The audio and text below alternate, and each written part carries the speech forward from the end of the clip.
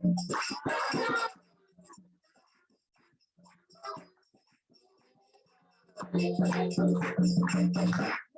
Krishna, Hare Krishna, Krishna Krishna, Hare Hare, Hare Rama, Hare Rama,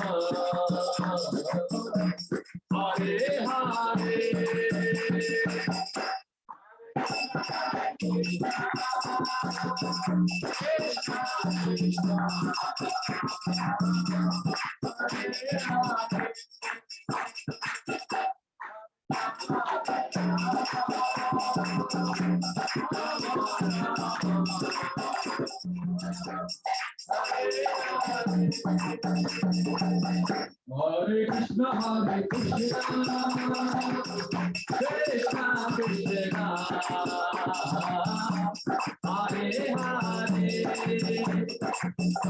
Hare Hare, Hare Rama, Hare Rama, Rama Rama, Hare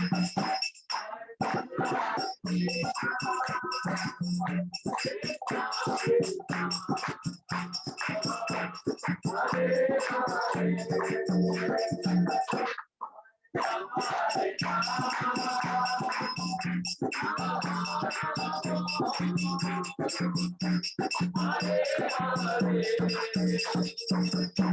Hare Krishna, Hare Krishna, Krishna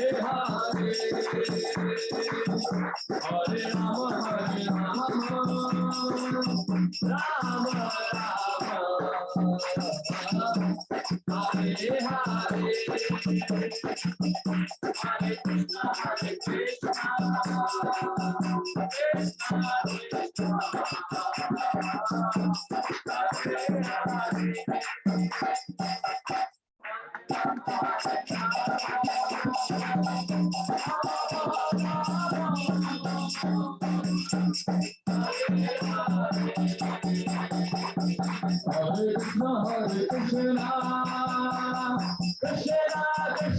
Hare. Hare Krishna, Hare Krishna, Krishna Krishna, Hare Rama, Hare Rama, Rama Rama, Hare Hare Krishna, Hare Krishna, Hare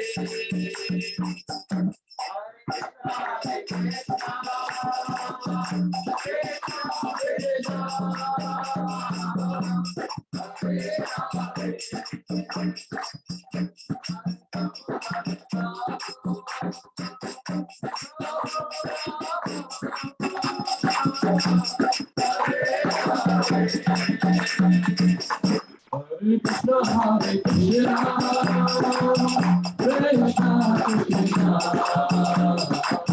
Hare Rama, Hare Rama, Rama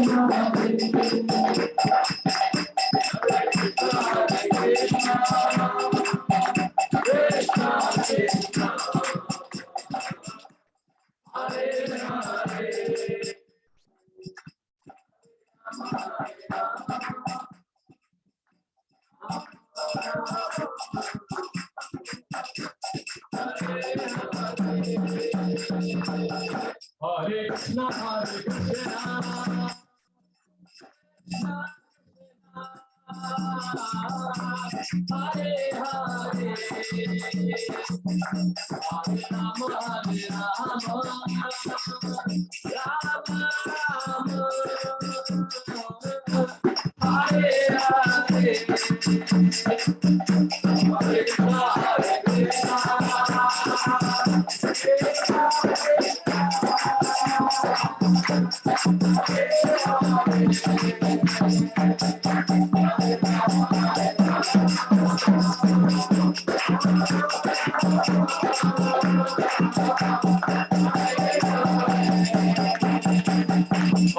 Krishna, Hare Krishna, Hare Krishna, Krishna Krishna,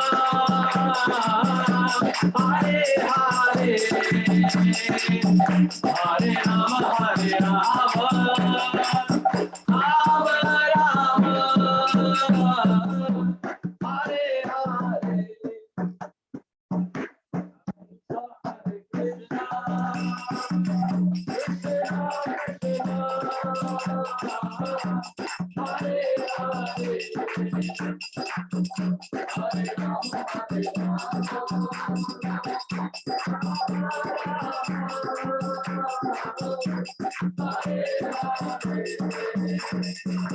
Hare Krishna, Hare Krishna,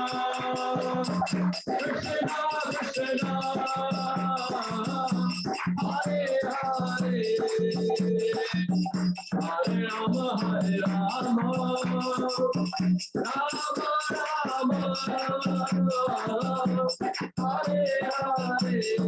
Krishna, Hare Hare, Hare Rama, Hare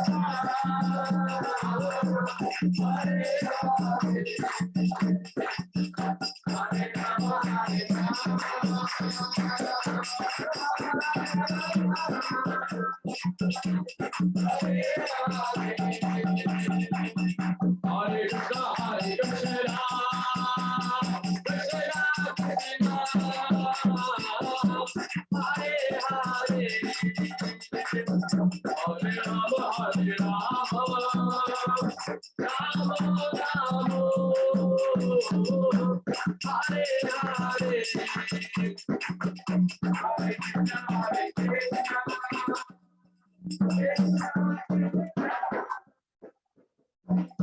Rama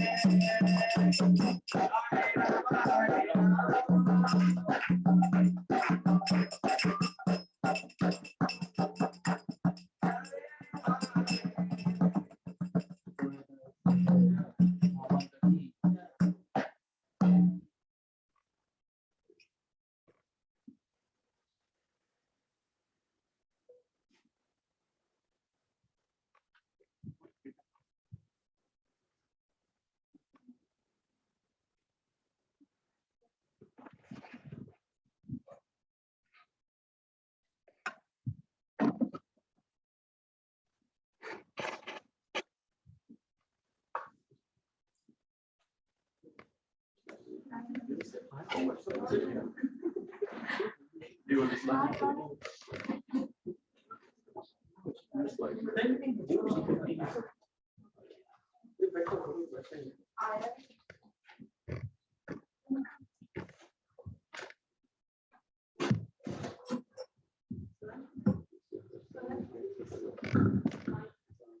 Hare Krishna.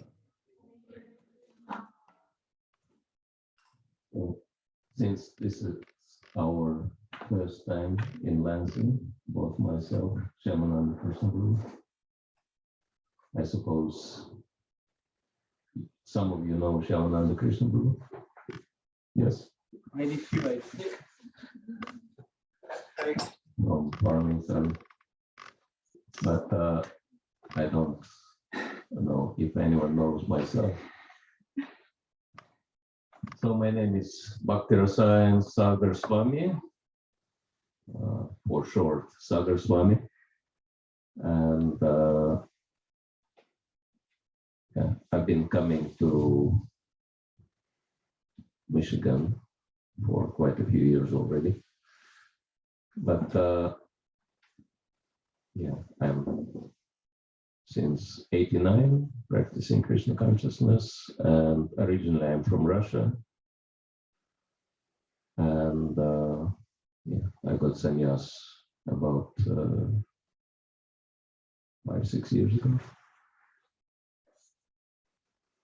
And if you have any specific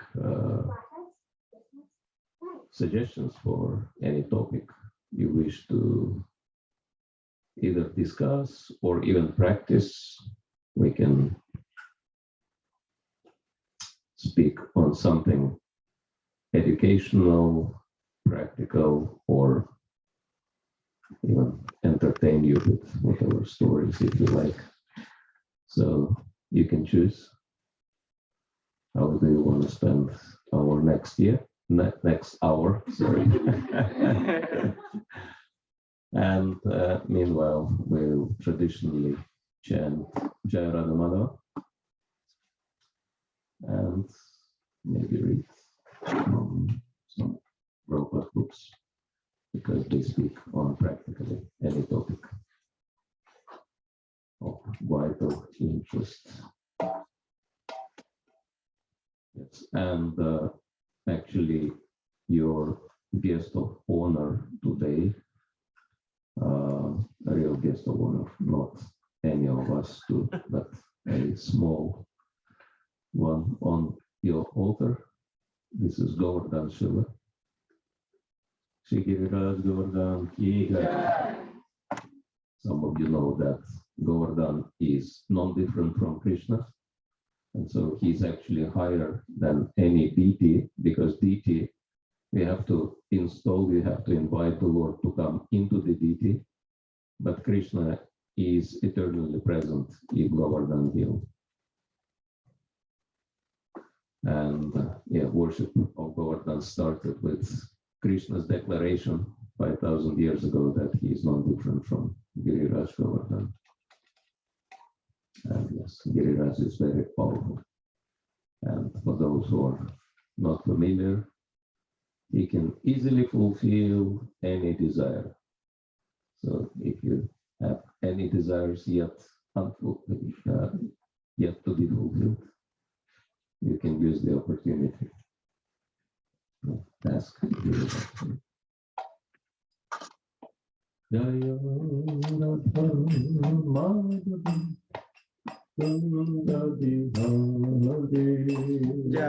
Radha Madhava Kunja Bihari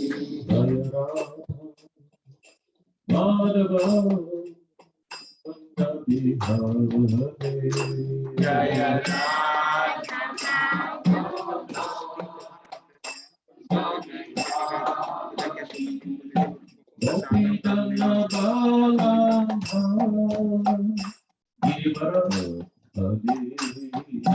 Gopi Janavallabha Girivardhari Gopi Janavallabha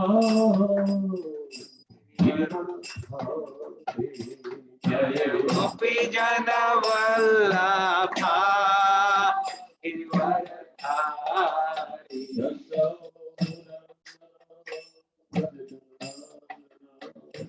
Shodanandana Braja Janaran Jaya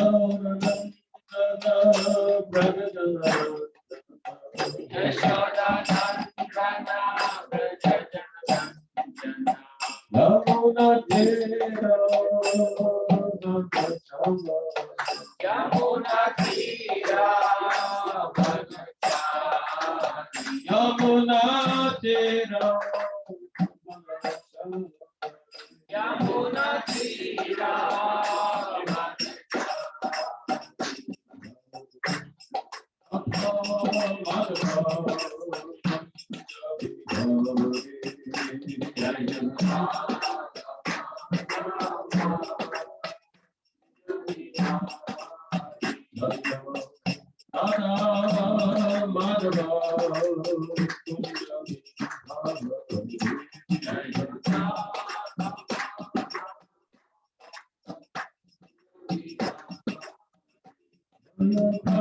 Prabhupada Prabhupada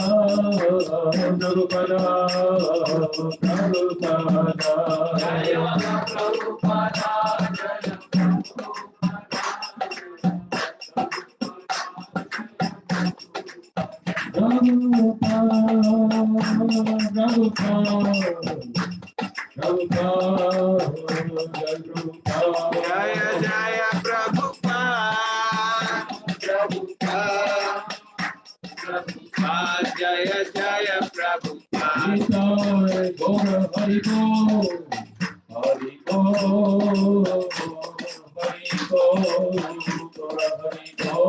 Sai Gaura Hari Bol Hari Bol Hari Bol Sai Gaura Hari Bol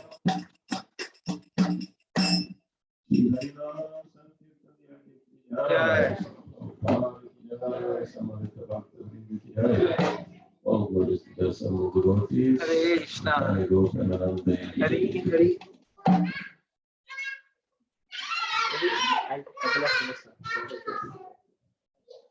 I nice about his almost Bhakti and Sagar Maharaj. As Maharaj himself introduced, he was introduced to Krishna consciousness in 1989. So that's like 32 years. From Russia, from Islamic background, his first exposure to Krishna consciousness was a news article with half mantra written, and it says chant in my head. And that's how he chanted the half mantra, and he felt great divinity. And over a period of time, he got a copy of Bhagavad Gita, met devotees, and began. This is in 1989. He served as a temple president. He helped in building a large congregation. He helped in building a temple. He was distributing books for over 2 decades, and already he has toured around the world 14 times. And it is our great fortune to have Maharaj with us, giving his valuable time. So let us welcome him by loudly chanting 3 times. Hari Bol! Hari Bol! Hari Bol! Hari Bol! I have to travel so extensively because nobody wants to see me in the same place for 2 months. I have to keep moving around. But let's see. Do we already have a suggestion for the topic? By the way, you know that I think this is only in the Hare Krishna world. You come to somebody's home and you may never learn who are the hosts. So, who is our host tonight? So we have Rajesh Prabhu and Vijaya Mataji. They are the hosts, and they are actually, this is their first program also. Wow. They just heard and they wanted to host in their house. So the first time. So let's thank them by 3 times loudly chanting Hari Bol. Hari Bol. Hari Bol. Hari Bol. And they have a small daughter who is 5 years old. Yeah. Just in. And most people who are coming, they have been connected for a little bit, but relatively new audience for the most part. So, anybody would have any suggestions based upon what Maharaj said? What options do you want him to talk about today? Yes. As we have traveled the world 14 times. You can. As you have traveled the world so many times, you have visited and hearing about the experience in my traveling the world. Yeah. Okay. Yeah. Yeah. Hopefully connected to Krishna, one way or the other. Anybody else? I think they want to start with the first one, right? Anyway, maybe we have something in Bhagavad Gita about traveling the world. And of course, this is the December month, so Gita Jayanti coming, maybe. Sure. Yeah, Bhagavad Gita is our foundational source of knowledge and inspiration. So we'll read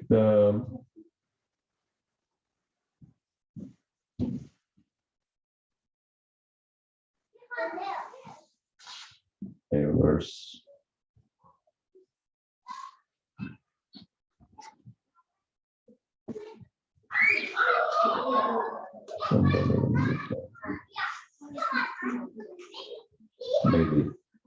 15.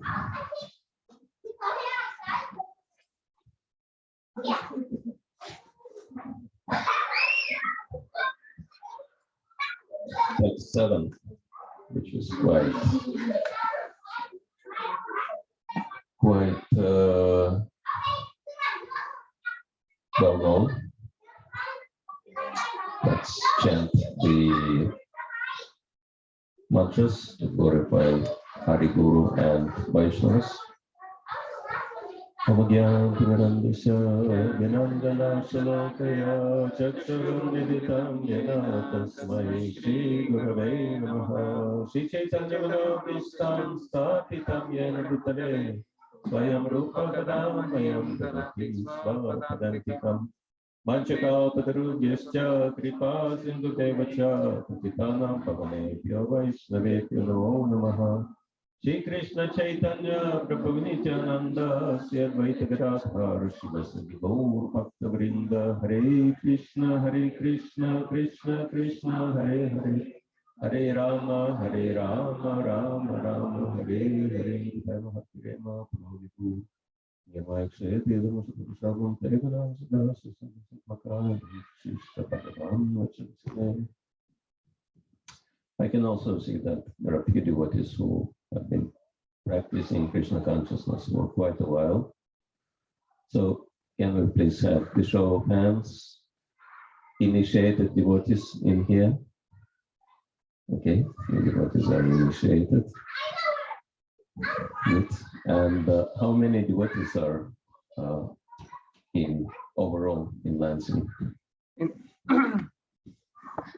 About 12 to 15 families. 12 to 15 families. But all of them are not here. Some of them, because of Corona, Sure. they are joining through the Good to see everyone offline and online. And you are organizing?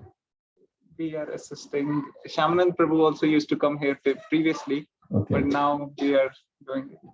Okay. With the Corona, we are not consistently Sure. doing as much. Yeah, we understand.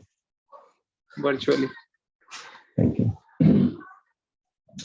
So, chapter 15 of Bhagavad Gita is the yoga of the Supreme Person, text number 7. Om Namo Bhagavate Vasudevaya.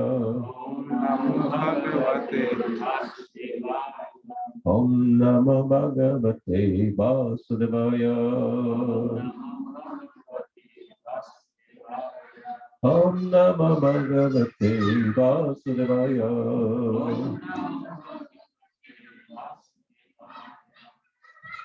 Mamaikam Shajiva Loke Jivasbhuta Sanatana Manashastanindriyani Prakritistani Saraswati.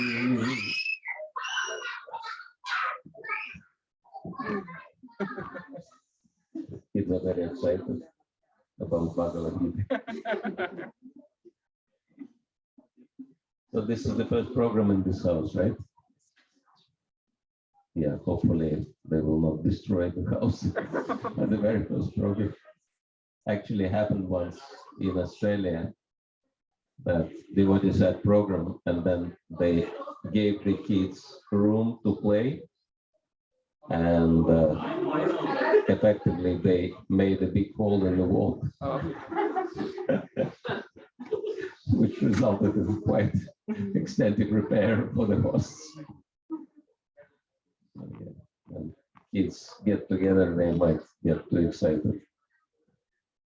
They might dismantle the house. You don't want to happen back to your new home. So maybe a good engagement is to let them watch some devotional cartoon or movie, help them to be occupied. Sure, Maharaj. Not necessarily physically. So translation and purport by His Divine Grace A.C. Bhaktivedanta Swami Srila Prabhupada Ki Jai. The living entities in this conditioned world are my eternal fragmental parts. Due to conditional life, they are struggling very hard with the six senses, which include the mind. Purport. In this verse, the identity of the living being is clearly given. The living entity is the fragmental part and parcel of the Supreme Lord eternally. It's not that he assumes individuality in his conditional life and in his liberated state becomes one with the Supreme. He's eternally fragmented it's clearly said, Sanatana, according to the Vedic version, the Supreme Lord manifests and expands himself in innumerable expansions, of which the primary expansions are called Vishnu Tattva and the secondary expansions are called the living entities. In other words, the Vishnu Tattva is the personal expansion and the living entities are the separated expansions. By his personal expansion, he is manifested in various forms like Lord Rama, Nrsimhadev, Vishnumurti, and all the predominating deities in the Vaikuntha planets. The separated expansions, the living entities are eternally servitors. The personal expansions of the Supreme Personality of Godhead, the individual identities of the Godhead are always present. Similarly, the separated expansions of living entities have their identities. As fragmental parts and parcel of the Supreme Lord, the living entity also have fragmental portion of his qualities, of which independence is one. Every living entity as an individual soul has his personal individuality and a minute form of independence. By misuse of that independence, one becomes a conditioned soul, and by proper use of independence, he is always liberated. In either case, he is qualitatively eternal, as the Supreme Lord is. In his liberated state, he is free from this material condition, and he is under the engagement of transcendental service unto the Lord. In his conditioned life, he is dominated by the material modes of nature, and he forgets the transcendental loving service of the Lord. As a result, he has to struggle very hard to maintain his existence in the material world. The living entities, not only human beings and the cats and dogs, but even the greater controllers of the material world, Brahma, Lord Shiva, and even Vishnu, are all parts and parcels of the Supreme Lord. They're all eternal, not temporary manifestations. The word karshati, struggling or grappling hard, is very significant. The conditioned soul is bound up as though shackled by iron chains. He is bound up by the false ego, and the mind is the chief agent, which is driving him in this material existence. When the mind is in the mode of goodness, his activities are good. When the mind is in the mode of passion, his activities are troublesome. And when the mind is in the mode of ignorance, he travels in the lower species of life. It's clear, however, in this verse that the conditioned soul is covered by the material body, which with the mind and the senses, and when he is liberated, this material covering perishes, but his spiritual body manifests itself in its individual capacity. The following information is there in the Madhya Dinayana Shruti. Sava Esha Brahma Nishta Idam Shariram Martyam Atishitya Brahma Visampadya Brahmana Pashyati Brahmana Srinoti Brahmana Vedam Sarvam Anubhavati. It is stated here that when a living entity gives up this material embodiment and enters into the spiritual world, he revives his spiritual body. And in his spiritual body, he can see the Supreme Personality of Godhead face to face. He can hear and speak to him face to face, and he can understand the Supreme Personality as he is. From Smriti also it's understood. Vasanti Yatra Purusha Sarve Vaikuntha Murtaya. In the spiritual planets, everyone lives in bodies featured like the Supreme Personality of Godhead. As far as bodily construction is concerned, there is no difference between the part and parcel, living entities, and the expansions of Vishnumurti. In other words, at liberation, the living entity gets a spiritual body by the grace of the Supreme Personality of Godhead. The words Mamai Vamsha, fragmental parts and parcels of the Supreme Lord, are also very significant. The fragmental portion of the Supreme Lord is not like some material broken parts. We have already understood in the second chapter that the spirit cannot be cut into pieces. This fragment is not materially conceived. It's not like matter, which can be cut into pieces and joined together again. That conception is not applicable here because the Sanskrit word sanatana, eternal, is used. The fragmental portion is eternal. It's also stated in the beginning of the second chapter that in each and every individual body, the fragmental portion of the Supreme Lord is present. This fragmental portion, when liberated from the bodily entanglement, revives its original spiritual body in the spiritual sky, in a spiritual planet, and enjoys association with the Supreme Lord. It is, however, understood here that the living entity, being the fragmental part and parcel of the Supreme Lord, is qualitatively one with the Lord, just as the parts and parcels of gold are also gold. So one more time. Mabhayapam Shajiva Lokyajiva Puttasanatana, Manasa Stanyandriyani, Prakriti Stani Karshati. The living entities in this conditioned world are my eternal fragmental parts. Due to conditioned life, they are struggling very hard for the six senses, which include the mind.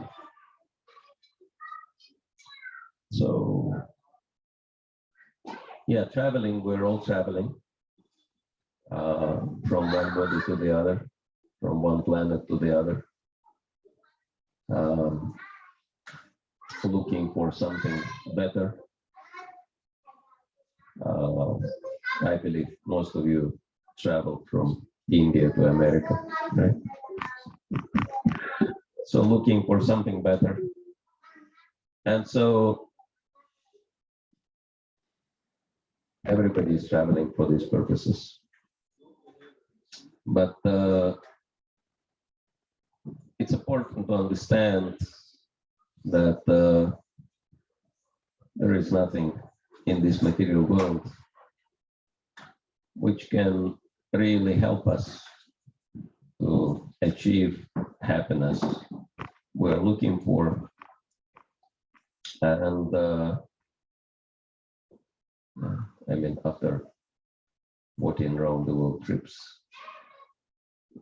pretty much you've seen everything which is there on this planet, and there is nothing more to look forward to.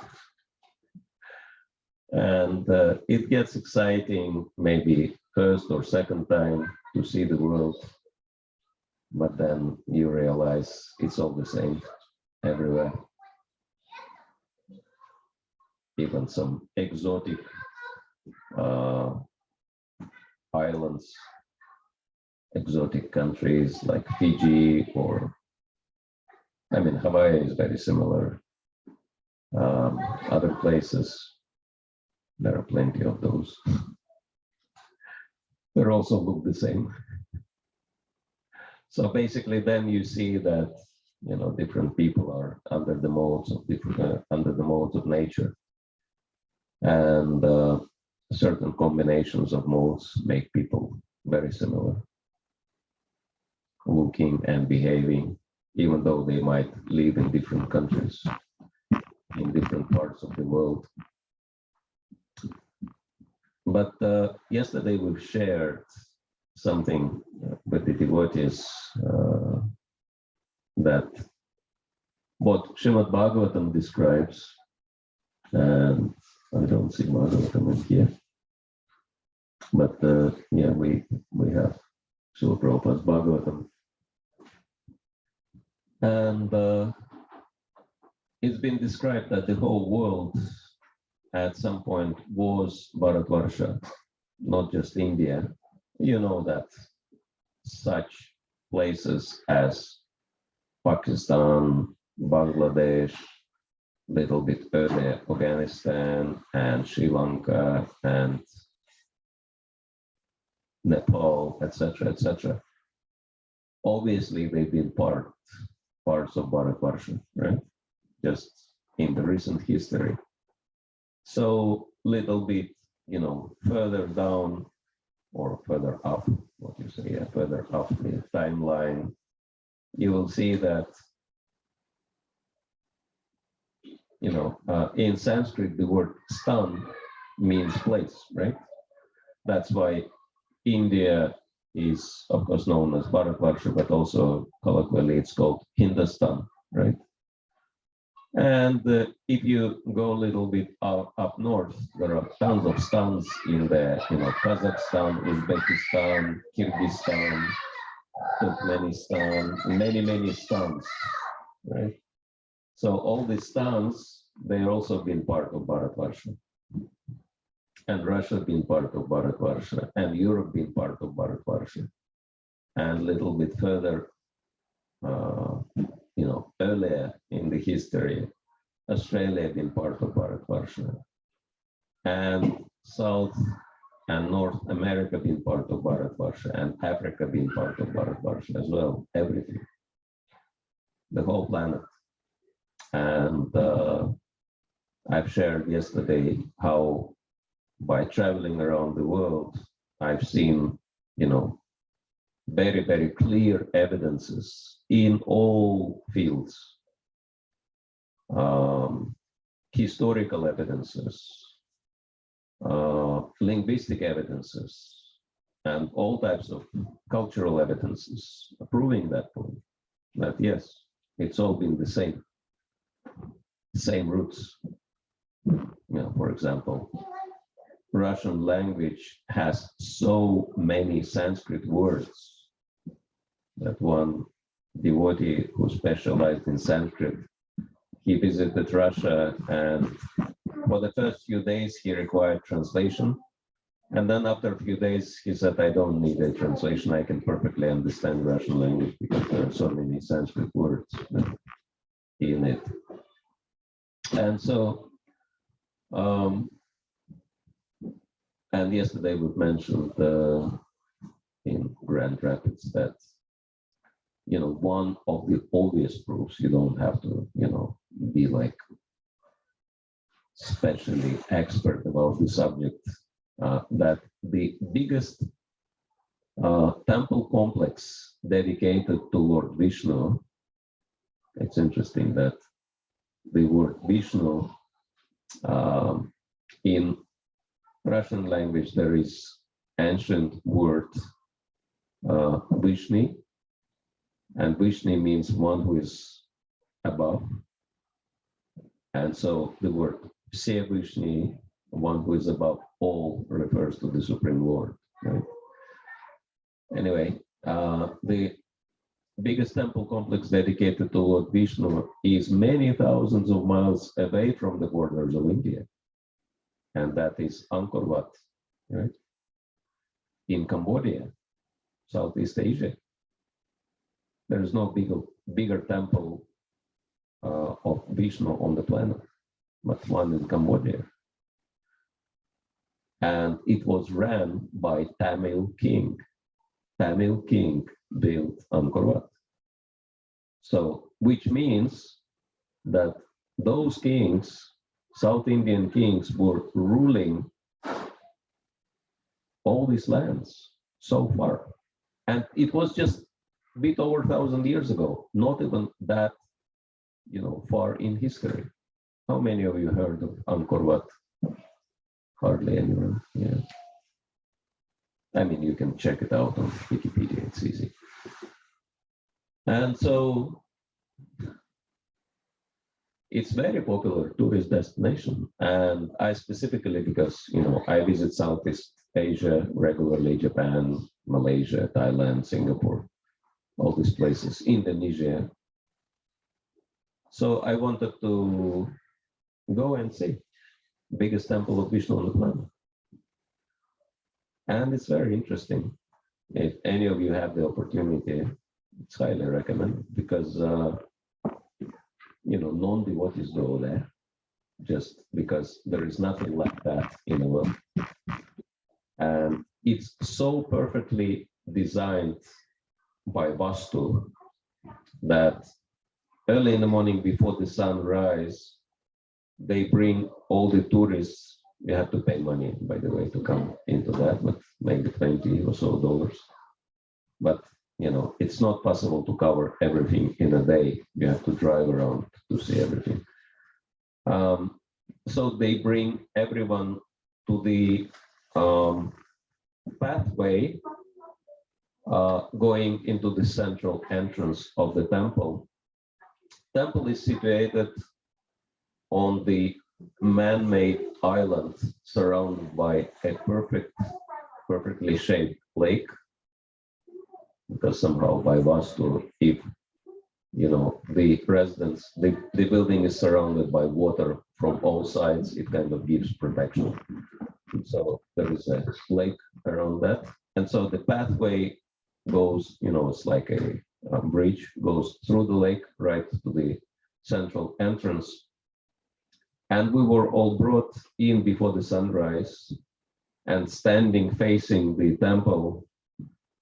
And we have seen that the sun is rising exactly above the central dome.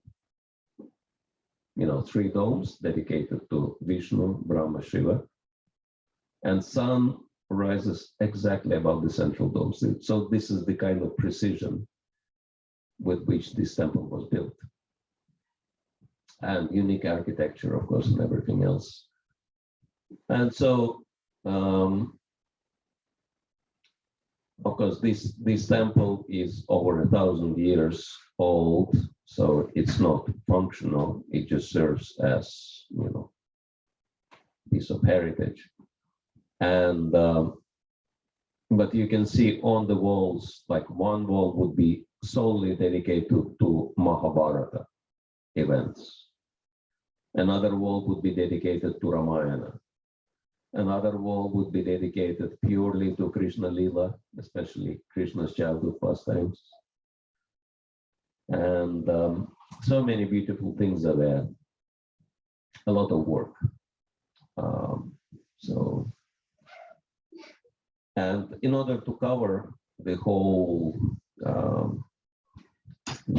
area, or I couldn't cover everything, at least as much as possible. I was using the taxi, you can say. It's a motorcycle. They have these motorcycle taxis in there. So I was using that motorcycle taxi, 2-wheeler. And the driver, Buddhist, it's a Buddhist country. He would drive me around. And it's very interesting that there are so many tour guides taking people and explaining what was happening over 1,000 years ago on so many different languages, and explaining the same thing, that before Buddhism was established in Cambodia, this country, everyone believed in Lord Vishnu as the Supreme Lord. So they would practice Vaishnava Dharma. And then actually many deities of Vishnu, when Buddhism entered into the country, were recarved into Lord Buddha. So Vishnu Murtis were converted into Buddha Murtis, like that.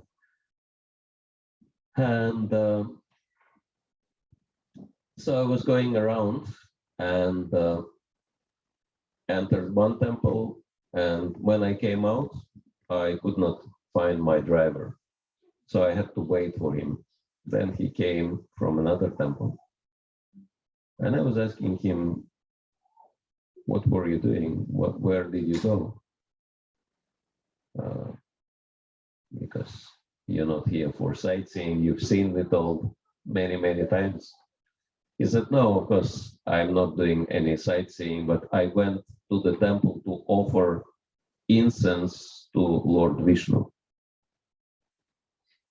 I was thinking, I asked him, like, you are Buddhist, why are you offering incense to Lord Vishnu? And he said, all of us, we serve Lord Vishnu here because serving Vishnu brings good fortune. I was thinking, well, that's interesting. Buddhists, they believe that worshiping Lord Vishnu brings good fortune. And some devotees gave me a gift of Hare Krishna mantra on a sticker. So stickers with Hare Krishna mantra. So I pulled out one sticker. I said, would you like to have mantra for Lord Vishnu, which brings unlimited good fortune? He said, sure, where is the mantra? He was very enthusiastic, so I gave him the sticker. And I expected him just to put it in the pocket or something, but he immediately, took it and removed it from base and plastered it over his speedometer. I was asking him, why are you doing that? He said, I want this mantra to be always in front of my face, so I would always be able to chant this Vishnu mantra. I thought, wow, this is such an enthusiasm. So then I went to the other temple and I came out and I'm seeing my driver gathering so many other drivers. And he's showing them at the speedometer and telling them something. Then after they finished, I was asking what was happening there. He said, I was teaching them this mantra, so they were learning it by heart. Because we only have one mantra. But I wanted them to also get unlimited good fortune. I was thinking, this is so amazing. No matter what was happening, and this country went through crazy upheavals, right? That, as we know, in the past century, they had communist regime, and so many people were killed because they didn't want to turn into communists. And the older generation could be remembering the Pol Pot and young Sari Red Khmers, right? Trying to establish communism in the country. Luckily, they failed, but my God, this was really bloody mess they created, because they basically followed the standard protocol. They wanted to equate everyone. That's the communist idea. Everyone should be equal. But people are not born equal, right? People are all born different. And so the way how they try to make people equal is to basically annihilate everyone who has any brain. Because it's not possible to rule over and dictate those people who have intelligence, right? Because people can think for themselves. So basically, the communist program all over the world was to kill everyone who is little intelligent. And in Cambodia, they went as far as, their calculation was, if someone is wearing glasses, then this must be smart person, because they, their eyesight became weakened from reading too many books. So they started killing everyone who was wearing glasses. That was their strategy. Some people might be even illiterate, but they just have weak eyesight, so they didn't care. Just in case, they were killing everyone who would wear glasses. And they killed so many people. And still, even today, if you go to Cambodia, they have death fields, and just as a grave memory of the past, they do not bury the, they have skulls, human skulls, like piles of human skulls in the open, as a reminder. This is what communism is doing to people, right? Of the topic, there is one book from former militant atheist, what's his name? Two British guys.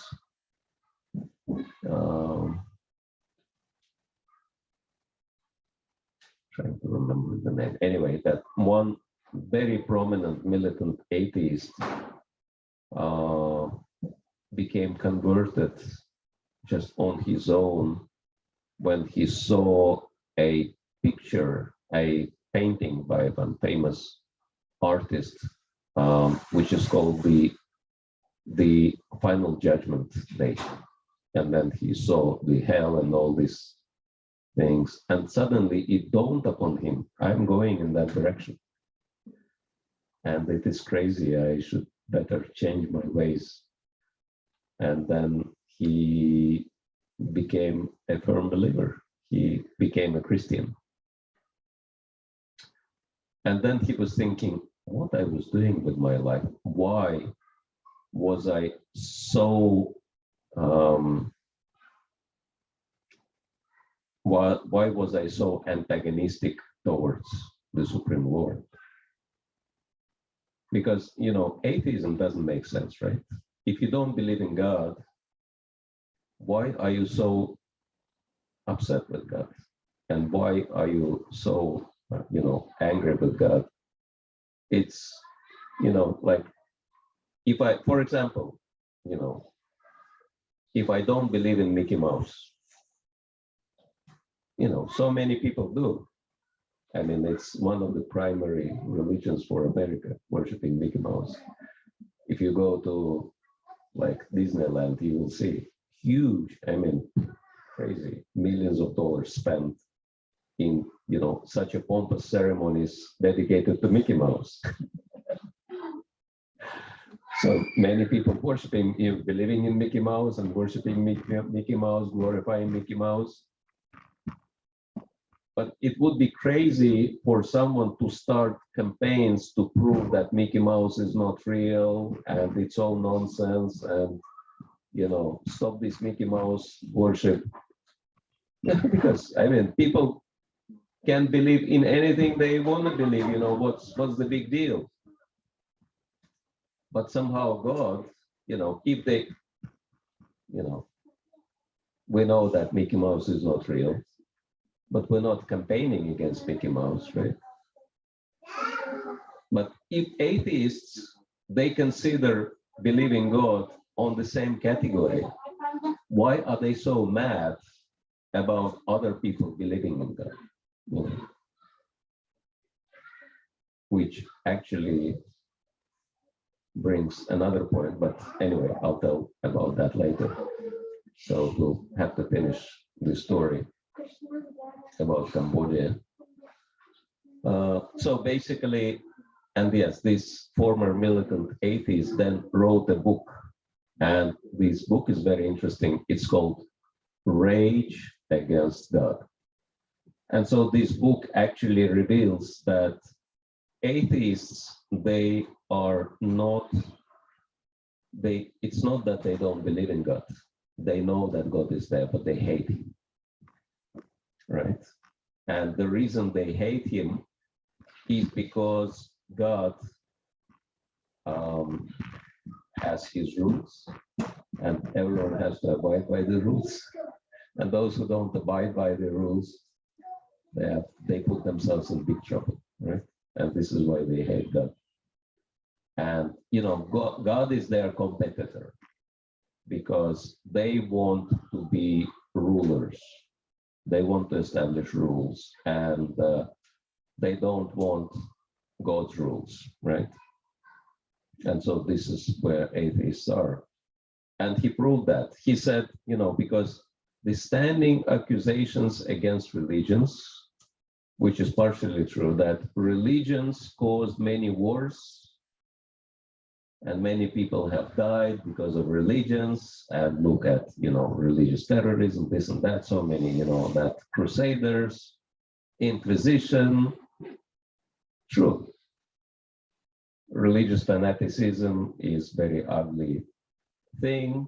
We also agree with that. That's why we say that Krishna consciousness is not a religion, right? That it's a spiritual science, universal spiritual science.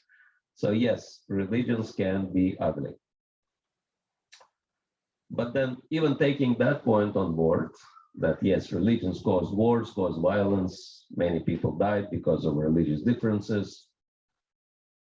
But comparatively speaking,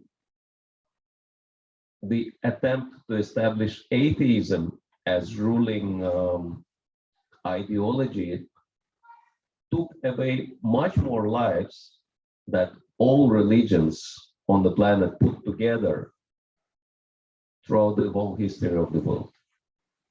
Why? Because, Russia alone, and, when I was young, I read one book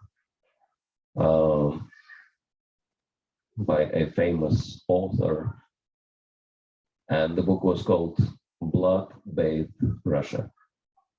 And so it described all the atrocities communists were doing while establishing themselves in Russia and how many people lost their lives in that civil war. Unlimited people. I mean, talking about tens of millions of people.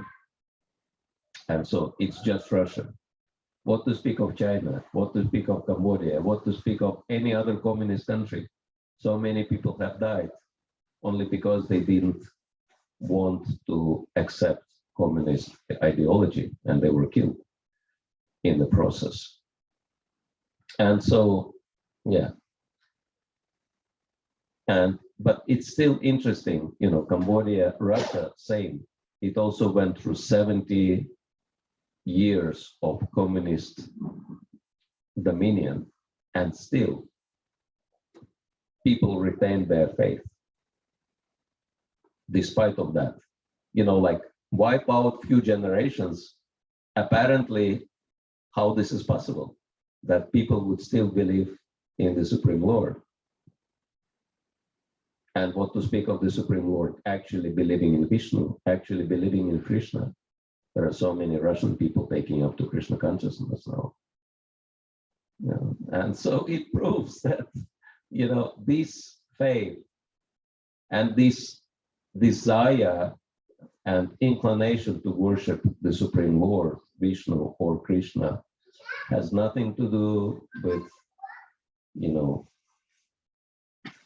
heritage, genes, or, material body, whether it's gross or subtle. It's the property of the soul. And so it cannot be changed. It's impossible. These are the original, this is the original setup with which we came to this world. And that's why George Harrison is saying that everyone's looking for Krishna. The only difference that some people understand that, other people don't. But every single living entity in this world is searching for Krishna, one way or the other. And so, yeah, it's very interesting. And yeah, the atheists are a very interesting phenomenon, I discovered. I was doing book distribution in Belfast. That's the capital of Northern Ireland, and also quite troublesome place historically because of two religions fighting with each other, Catholics and Protestants. And of course, they are fighting for political dominion. And this kind of civil war goes on for a long time. I think now it kind of went down, but it was quite acute in the past century. And not like full-on war, but a lot of terrorist activities. Famous IRA, Irish Revolutionary Army, which was feared by many people. And so, and basically all the people in Northern Ireland, and especially in Belfast, which was always like the hotspot for all these things, were living in fear. Actually, the place where our temple is situated, this area, I was told, there is not a single house in that area without at least one victim of the war. At least one person in the family definitely died. And, you know, it's like you might go out for shopping to buy a bottle of milk and someone might blow you up and you never come back home. So this is the situation there. But it makes people exceptionally focused on God. I've seen that, you know, everyone passing by the church, they would like pray very sincerely because they know that my life is in God's hands in here. No, nobody else can save me. But it creates a wonderful kind of atmosphere for distributing Prabhupada's books. Because, you know, like in here and in many other places, we have to kind of make people interested in Prabhupada's books by telling them this is yoga, meditation, reincarnation, something like that, you know, using the, what do you call it, tag words to make people interested, not necessarily speaking about God, because many people don't believe in God, but they might be interested in yoga or meditation or other things. But in Belfast, it was very easy. You know, you just come to any person on the street and you tell them, these books are about God. If you like to take one and give a donation, you're welcome to do so. And just not to risk their lives and not to tarnish their relationship with God, they would give a donation and take a book. Even if they were not intended to read it, they could leave it somewhere else on the shelf in the next shop, but they would compulsory take a donation and give a donation, give a book, take a book. So I didn't, you know, use any other lines for book distribution in there. I was just telling people, books about God. If you like to give a donation to God, everyone was giving. Until I came across one young man, and he said, I don't believe in God. I was shocked. I said, are you local? How come? It seems like everybody here believes in God. It's like 100%. And he was a little embarrassed. He said, yes, I am local, but you know, there are people like that also who don't believe in God in here, even though it's very rare. And I said, what happened to you? How come that you don't believe in God? He said, yeah, well, you know, I was born in God-believing family, but when I was young, I was praying to God to fulfill my desire, but I didn't know if God will fulfill my desire, I'll have a big problem. And God did fulfill my desire, and I suffered as a result. And since then, I don't trust him, so I became an atheist. So this was very revealing. Who are the atheists? Not those who don't believe in God, but those who don't trust him. Those who have their relationships tarnished. So, yeah.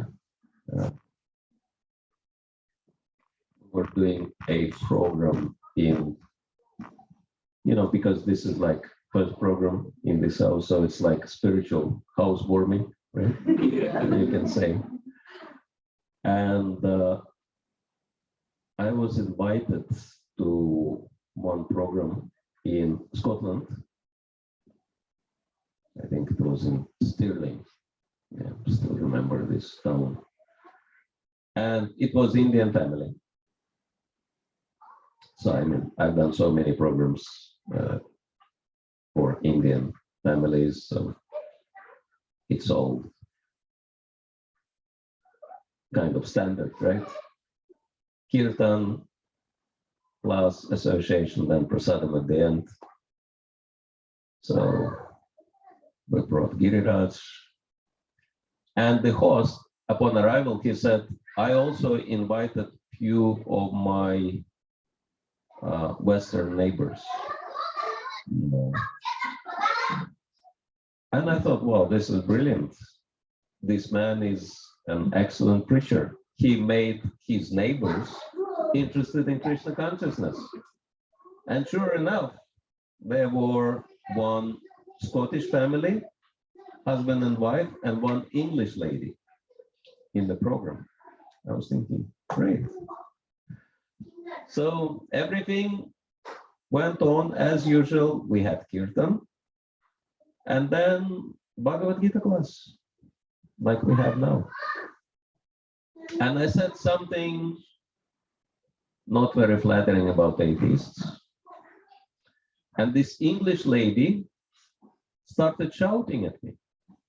She said, how dare you are to speak so badly about atheists? I am an atheist, and I will not allow you to say such things in here. I was like, okay.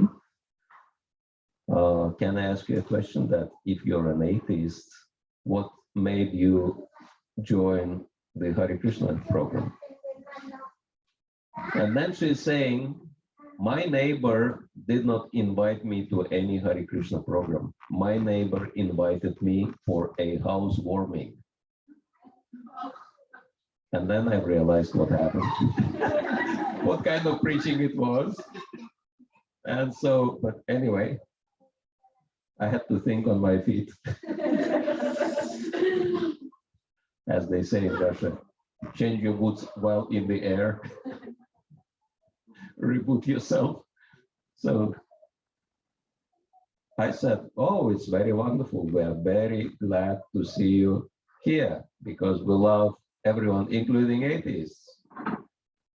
I was hoping she will become a little bit pacified by this. But she said, you might think like that, but I don't like you. And you also speak with accent. I think you're a foreigner. I said, well, yeah, I'm from Russia. So he said, and your Hare Krishna thing is a cult. And not only you are a cult guy, but you're also a foreigner. And you're preaching here to us your cult ideas. And I'm wondering if police knows about you. What are you doing in our country? And so I will call the police right now and let them sort you out and kick you out of here.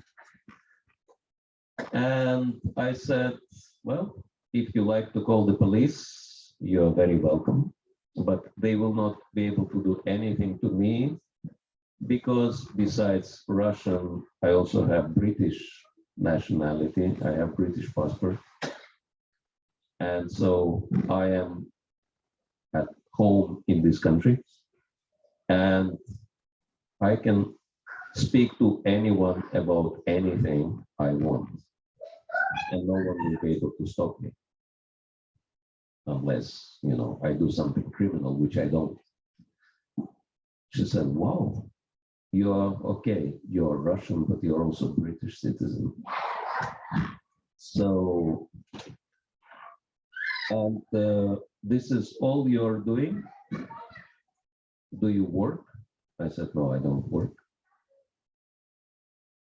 She said, okay, now I understand. You're a cult guy and you're bewildering people and you are using social security money to live like that. Because, yeah, I mean, social security system is very strong in UK and many people take advantage of it, including devotees. It's true. They don't work, but they get social security funding and they just preach Krishna consciousness. Because they tell at the job center, you know, we are monks, we are doing the work beneficial for the human society, and that's our work. And the job center people say, okay, then we'll continue paying your social security.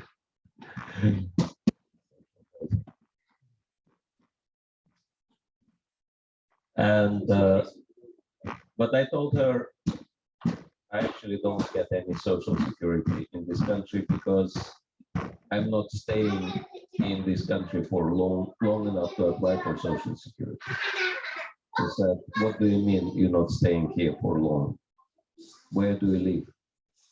And I thought that Krishna consciousness may answer any question, but regularly people ask me, where are you from? Where do you live? And I cannot answer this question. Well, lately I started answering, I live in the air and land sometimes to take little breaks in between. I live in airports. I live on the planes. This is my home. What can I do? There are weird people like that. And she said, what? Are you traveling all the time? I said, yeah. I'm here today, and in a few days, I'm going to US, Canada, and further on. She said, that I cannot understand, that you're not working, you're not getting social security, and I doubt that your parents are so rich that they're providing you with unlimited funding for your travels. I'm working, and I'm high-level professional. I'm earning quite nicely, but I can only afford going somewhere maybe a couple of times a year. But you're not working, and you are traveling all the time. How this is possible? Where do you get all the money to pay for your travels? And I said, shall I tell you the truth? She said, yeah, sure. And there was a big picture of Krishna on the wall. And I said, Krishna is giving me all the money. She said, who is Krishna? Because she thought Krishna is one of my friends or something, which is true, but not exactly the way she thought. And I said, Krishna is the Supreme Lord. This is what more than 1 billion people on this planet live in. And I pointed at the picture, I said, this is Krishna. And she looked at the picture very carefully. And then she said, why he is so blue? I said, well, he likes to be blue. That's why he's blue. He can choose his color. And she said, why people would accept Krishna as the Supreme Lord? I said, well, because Krishna was actually present here on this planet over 5,000 years ago, and there are historical evidences of his presence, including Dwaraka at the bottom of the ocean and many other things. And his whole life, from his birth, he was performing unbelievable miracles, which not only impossible to imitate, but even conceive how they can be done. She said, for example, what kind of special miracles he performed, which are inconceivable. I said, well, looking at Govardhan Shiva, I said, for example, he lifted the entire mountain when he was only 7 years of age, and he lifted that mountain not only with his left hand, sometimes we say left hand's joke, right? But he did that with the little finger of his left hand. And not only that, he held that mountain on his little finger for 7 days and 7 nights non-stop with 0 effort from his part. And he did that to protect the residents of his village from devastating, rain and hail and all kinds of things. And she became thoughtful. She said, this is very interesting. Since it's been described in so many sources, it must be true. But you know, I don't believe in any, you know, mystical stuff. I believe in science. I am a scientist. And I believe that everything has scientific explanation. And, you know, this famous story about, you know, Moses from Bible, how he, you know, came to the shore of the Red Sea and he waved his staff and then the sea parted. And then, you know, all the Jews went to the other side by the bottom of the sea. But when the Egyptians were following them, the sea came back and they drowned in it, right? Red Sea. Probably many of you heard the story. So she said, I found the scientific explanation for this so-called miracle. She said, when the Moses with his people came to the shore of the sea and waved his staff, it just so coincided that the surface, not the surface, but the bottom of the sea, you know, the earth cracked at the bottom of the sea. And then, you know, there are some sinkholes and things like that. And so all the water went into that crack. And so bottom of the sea became dry, and so they crossed to the other side. But when the Egyptians followed, the earth came back again, and, you know, this crack closed, and all the water was pushed out, and then all the Egyptians drowned. So she said, this is my scientific theory. There was no miracle. It was just coincidence. You know, this is how atheists explain. It's all coincidence, right? You want to hear a joke on the subject? Then one atheist and one Christian, they argue, and Christian, he says, if you don't believe in God, how do you explain all the miracles? And atheists say, what is the miracle? And this is Russia. And so they have these Orthodox churches with big bells on the top. And so people ring the bells, right? They have specially designated monks to ring the bells on the top. And so he says, here is the miracle, that our bell ringer fell off the top of the church from very great height.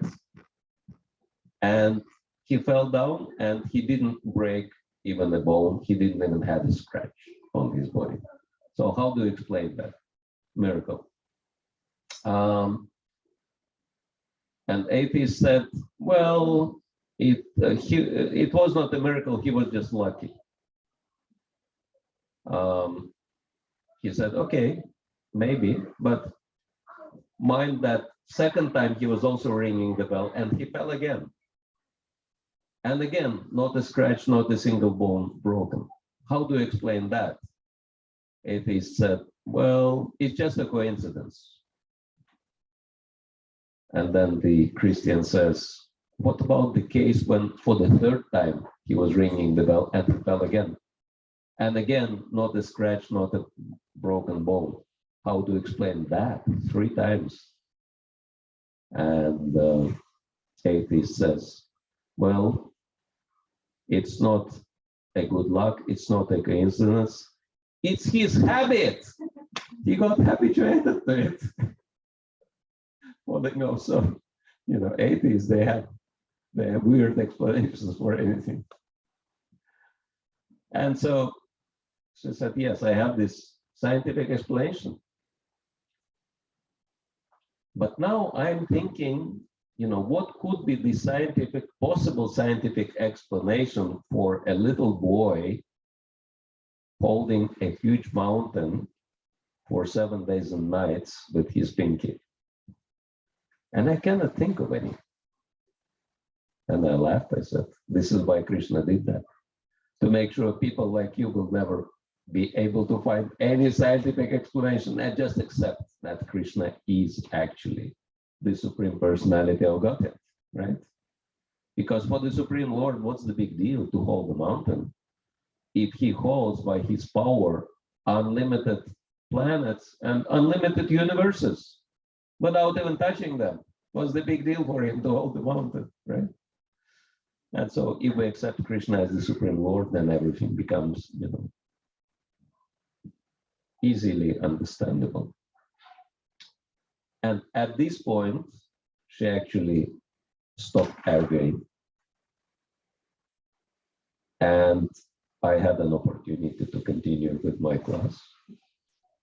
And she stayed back for prasadam, and she took prasadam. And I came to her and I was asking, so thank you for coming. Would you share any reflections? Did you like it? And she said, I have to be honest. If I would know that it was a Hare Krishna program, of course I would never come. But somehow my neighbor deceived me. And I came, and I have to be honest, I actually liked it. I like what I hear, and yeah, I think you are good people. So it worked out well at the end, but of course, it's not something to be proud of. At least if you do so, at least, warn your guest speaker about what is happening. Anyway, there are so many stories which were happening in my travels, but unfortunately, we're limited time-wise. But let me see, was it interesting? Yes. Did you learn something useful from these stories?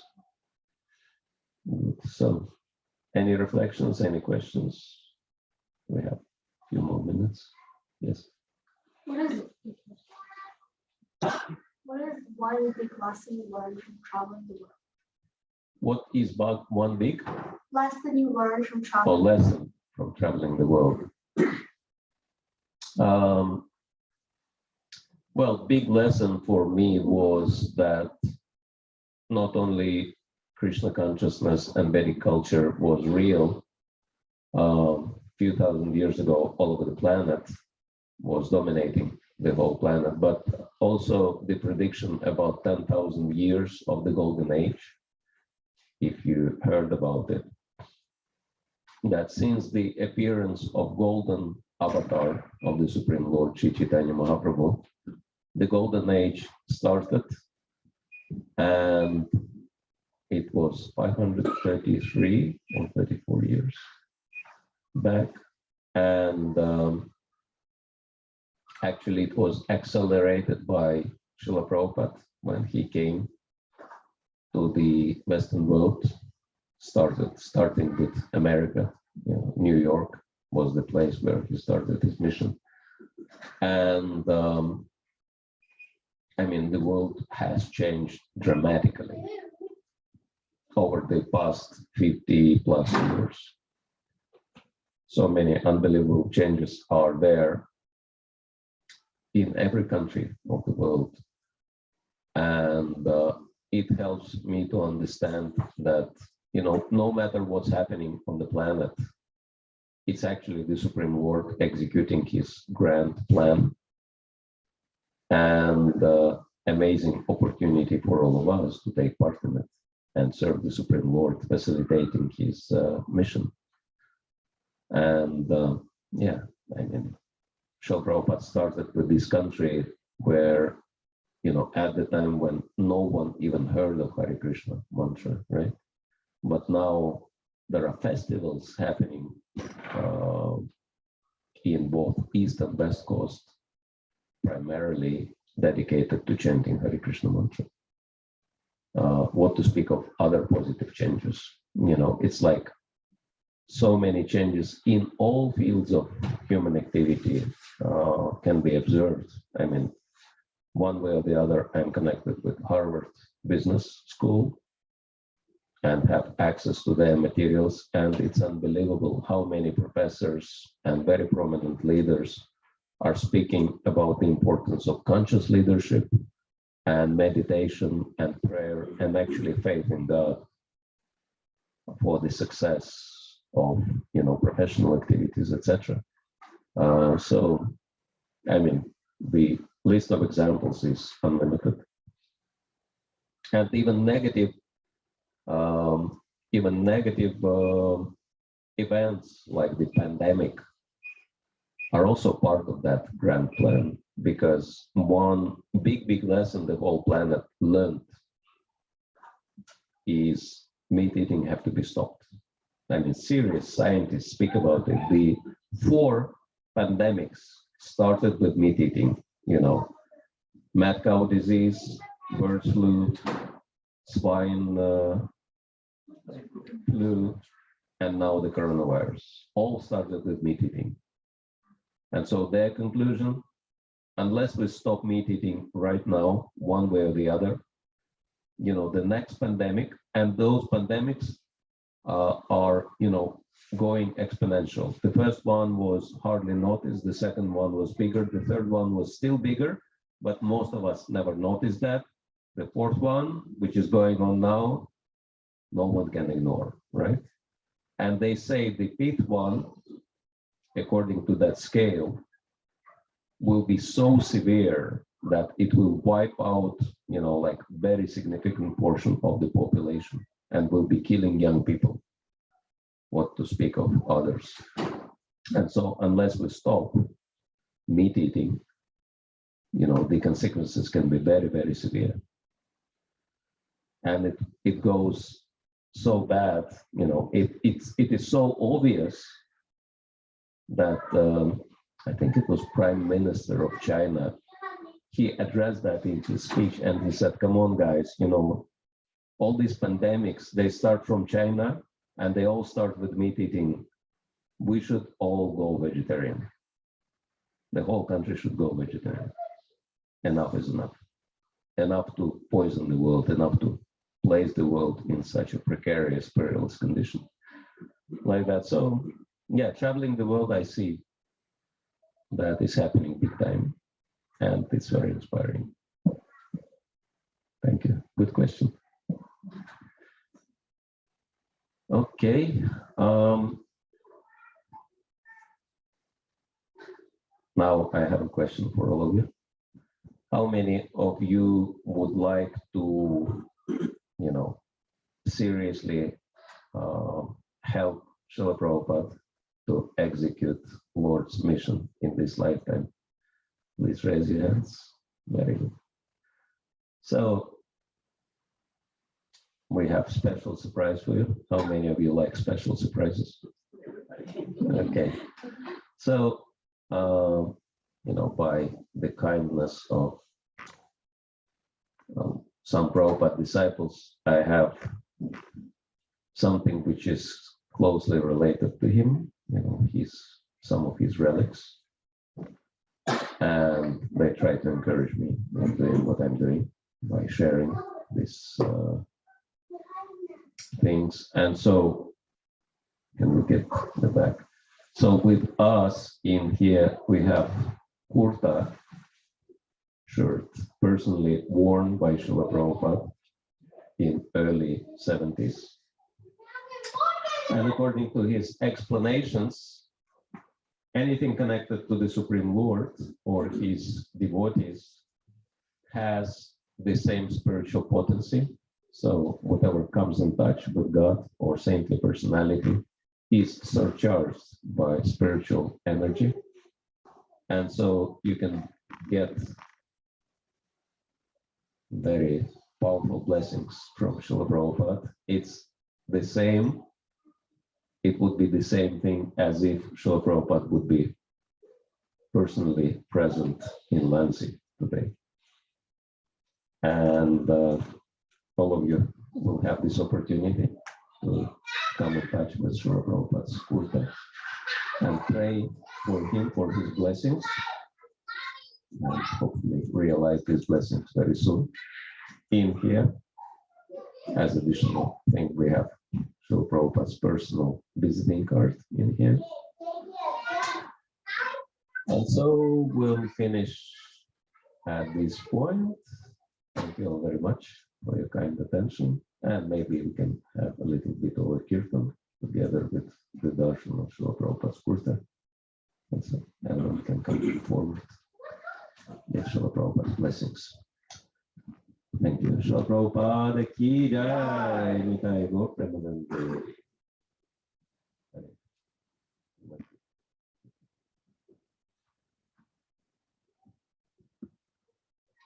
Hare Krishna, Krishna Krishna, Hare Hare, Hare Ram, Ram Ram, Hare Hare.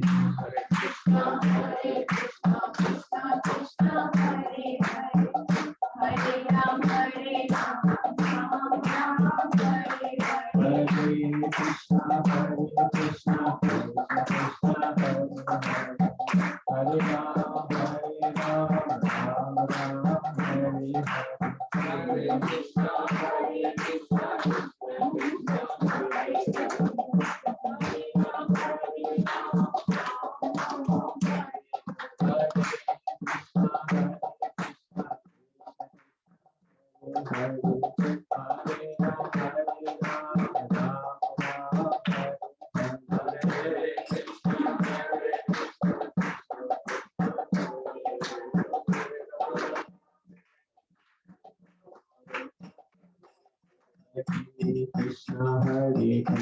Krishna Krishna, Hare Hare, Hare Ram, Ram Ram, Hare Hare.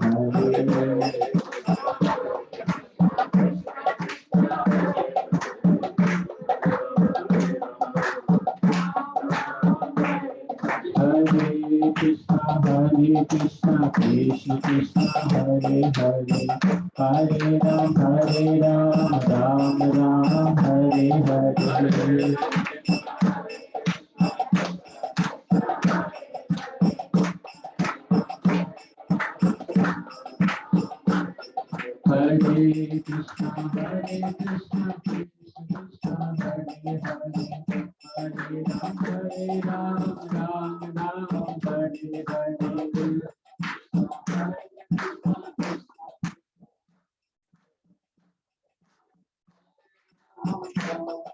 Hare. Hare Krishna, Krishna Krishna, Hare Hare, Hare Rama, Rama Rama, Hare Hare.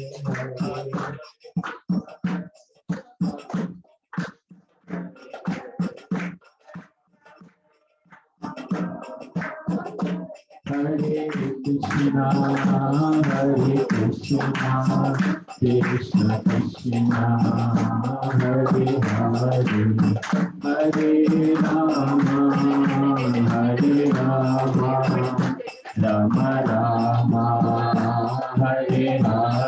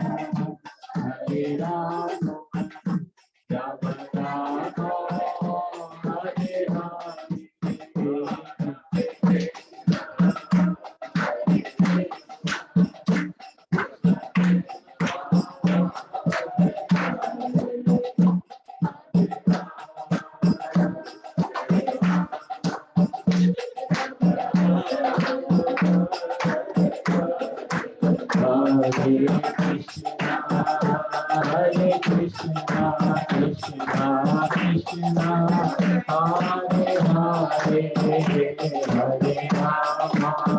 Hare Rama, Rama Rama, Hare Hare. Hare Krishna, Krishna Krishna,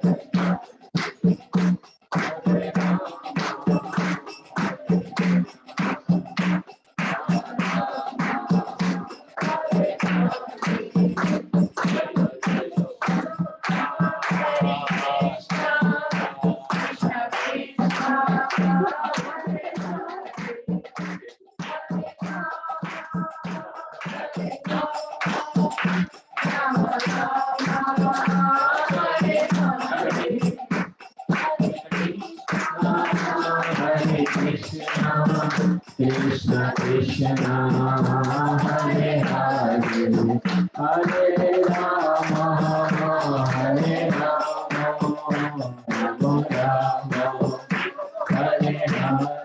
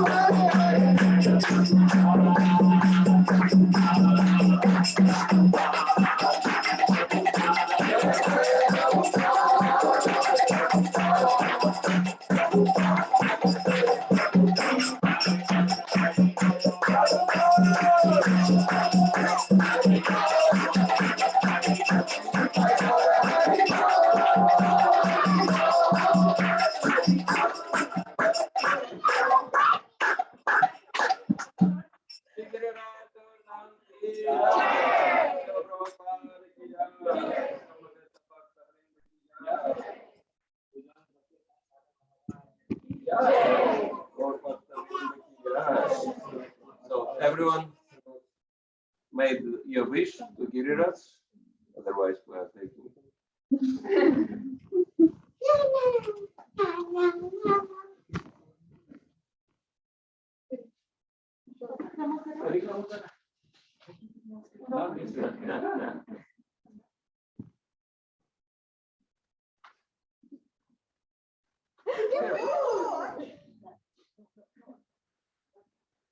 So we'd like to thank Maharaj once again for his presence, his association. So wonderfully Maharaj described his experiences. If I remember correctly, Maharaj, you've been in Lansing a few years back once before, yes. So, So many places hard to remember. yes, I know. So, if any of the devotees have any questions from Maharaj, this is a good time to ask because Maharaj is very. Hare Krishna. Maharaj. Maharaj. I just want to know what is the process of bringing Govardhan Shila to our home and who is eligible to bring home? Who is eligible? Eligible to bring home. Well, to worship Giriraj, one has to be Brahman initiated. You know, first we have to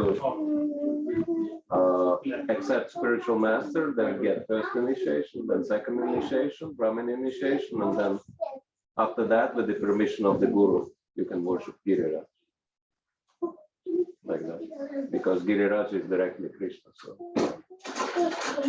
What's the difference between Buddhism and Hinduism? Because isn't Buddha the incarnation of Vishnu? So it's the same thing, right?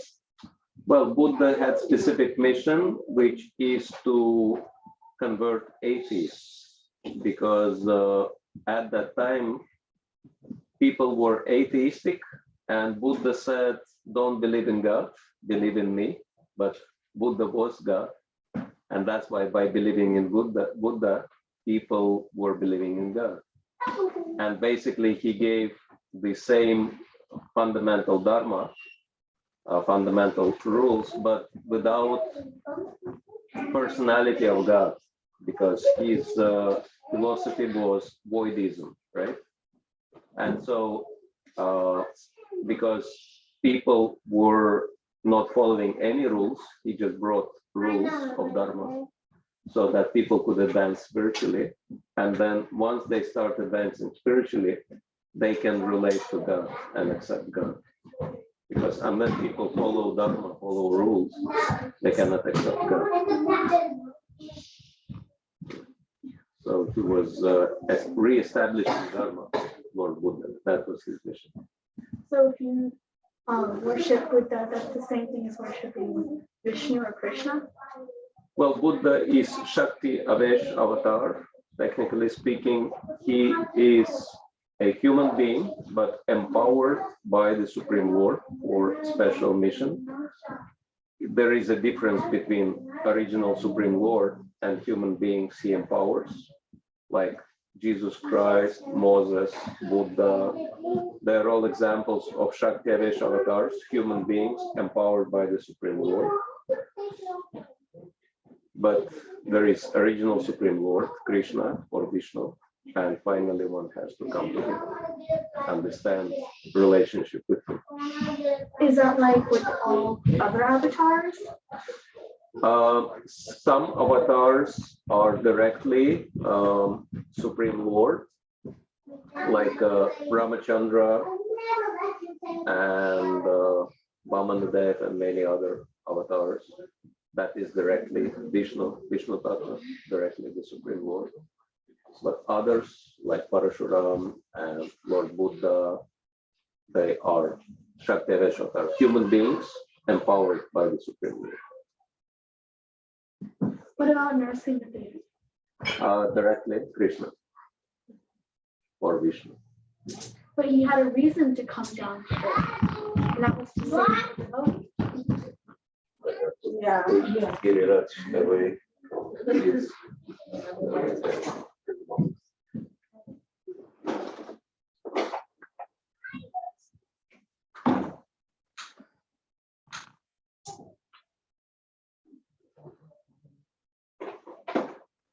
Sorry, what was the question again?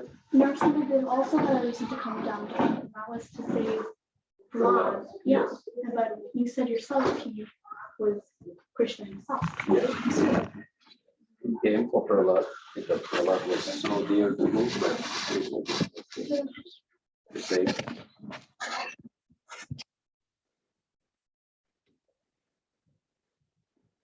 Thank you for the nice questions. Yes, very good, very smart questions. Maharaj, just one thing, if you could also share how these books have been powerful in so many people's life, and this is the month of Gita Marathon and Gita Jayanti coming up, so just few Yes. words of inspiration for all the new people. Yes, one very big part of Srila Prabhupada's mission and the Supreme Lord's mission is to spread spiritual knowledge, and these books are very powerful because they change people's lives. And if you can help with distributing these books, some devotees go out and they give these books to new people. But even if you cannot do so, you can buy these books as a gift. That's the best gift for your friends, for your relatives, for your co-workers. If you want to give them Christmas gift, you cannot find a better gift than one of these transcendental books. And people have high appreciation for that. They are not very expensive, but they are invaluable from spiritual point of view. So yeah, I would encourage you to either help distributing books or buy a few books and give them as gifts to your friends, relatives, and other people, neighbors. And you get unlimited blessings from Srila Prabhupada by doing so. I have a question. Yes. How to increase the connection with God? Sometimes we're so distracted and there's so many things going on. It's very difficult to concentrate on be in the present. Yes. Well, for that, we need to practice under the guidance of Guru. Of course, the original Guru of the members of ISKCON, preeminent Guru is Srila Prabhupada. But then by reading his books and following his instructions, then at some point we will accept our personal Guru, Diksha Guru, and follow his guidance. So yeah, that we can develop our relationship with the Supreme Lord through his representative. Do we have to get initiation for that, or? Initiation means serious commitment, and yes, that actually sacrifice is the foundation of our spiritual advancement. And sacrifice means, we do things the Lord wants us to do rather than do what we want to do in life. And so to get initiated, we dedicate ourselves to following certain rules, regulations, like chanting, preventive principles, etc. So it's a sacrifice to please the Supreme Lord. And so by doing that, definitely our relationship with him will develop. So any initiated devotee knows that, this step changes life very dramatically. And, initiated devotees, they do feel that it's a very special blessing.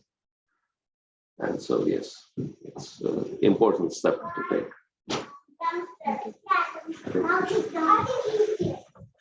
So Maharaj, just like in any relationship building, you have to sacrifice something. So in similar manner, to bring ourselves closer to God and close that relationship, this is one way to show our seriousness and commitment. Yeah, and we don't have to sacrifice anything good. We only sacrifice like eating dead corpses, right? Drinking or smoking poison, like risking everything for the sake of, unregulated relationship with opposite sex. There are so many troubles coming from that. And, abortions, all kinds of horrible diseases, and you name it, long list. And, gambling, basically, no one wins, right? You're just losing money. So we don't request people to give up anything good. We only request to give up the trouble, right? Like you grab on the live wire and it gives you so much trouble. So what Guru tells, I switch off the current, you just let it go. Stop grabbing the live wire, stop hurting yourself. And of course, chanting Krishna's name, that's so ecstatic, right? Like Shamananda Krishna Prabhu was chanting, I've noticed. Many of you felt very happy. So it's like giving up misery and accepting bliss. This is what Krishna consciousness is.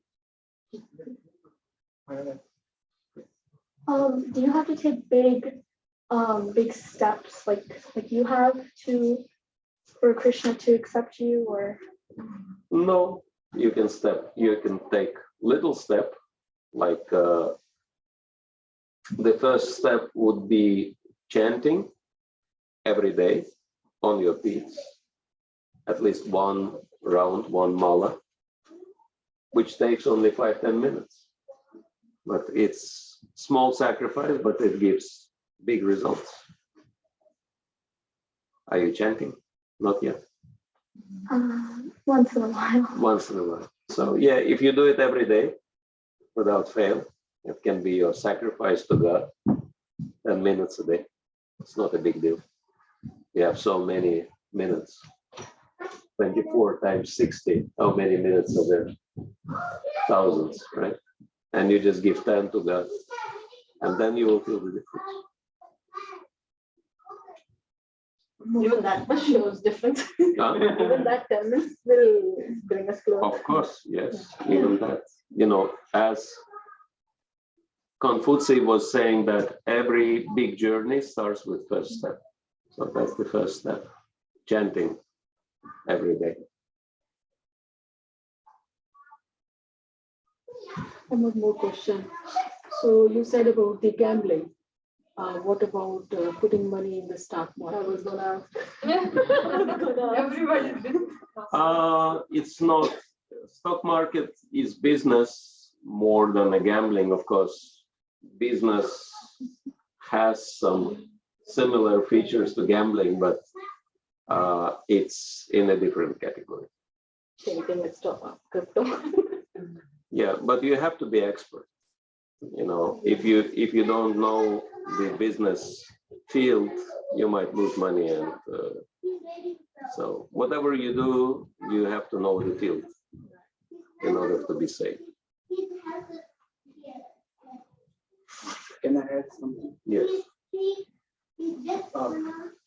The objective behind what you do, putting money in the stock market, the objective should be to invest the money to increase your asset. That's fine. But if you are speculating, speculation is a gamble. So that speculation you should be avoiding, so that you can increase your asset by investing in stock market, and so that is when you do the speculation, you buy when it is low and when you sell when it is high. So avoid that. Just invest the money to increase your asset and then earn the interest, earn the dividends. That's a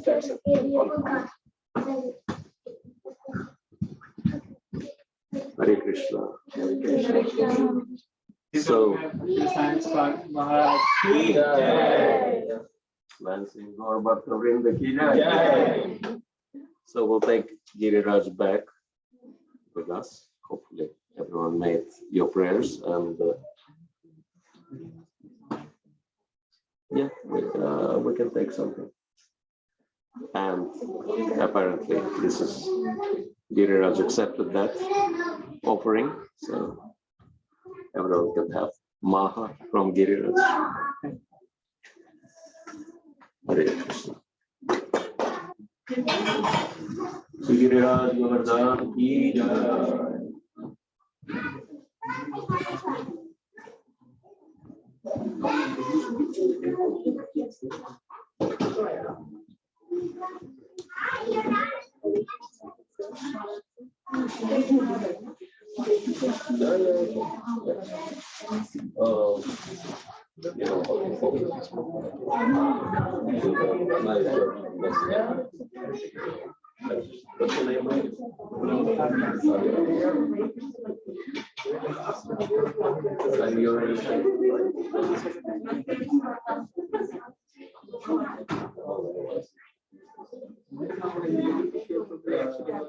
So I moved.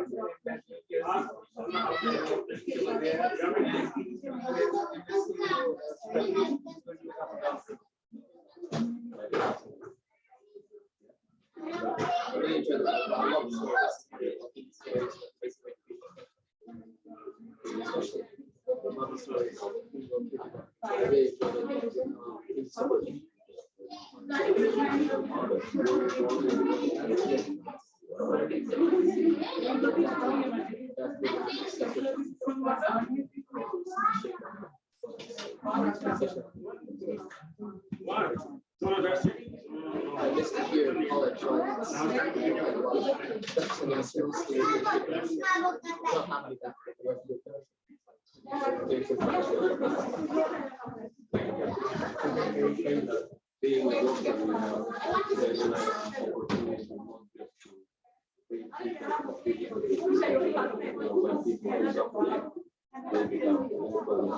So I'm like, should I like stop that?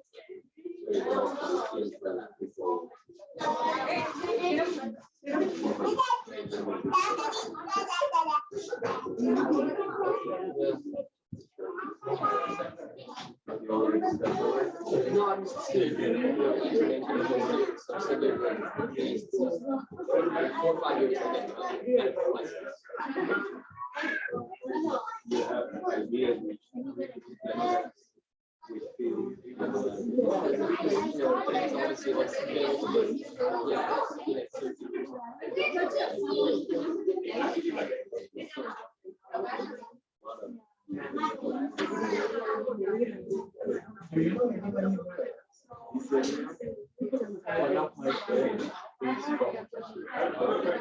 looks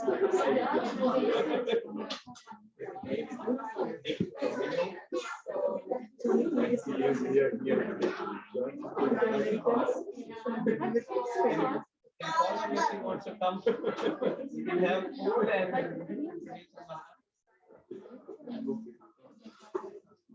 Archana. She likes to do Archana. She has Radha Krishna deities and she and her husband both are fighting to get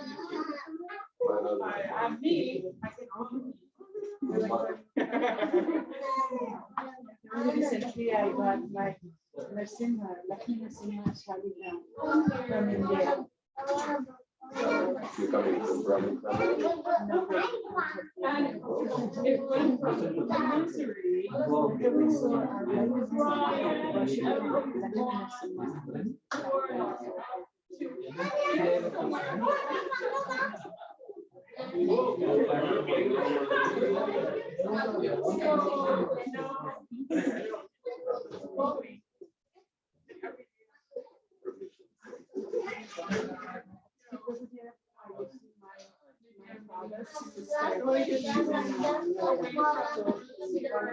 Another lesson. I don't want another lesson.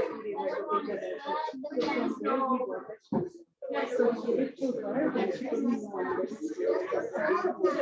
So I said, I don't know what to do.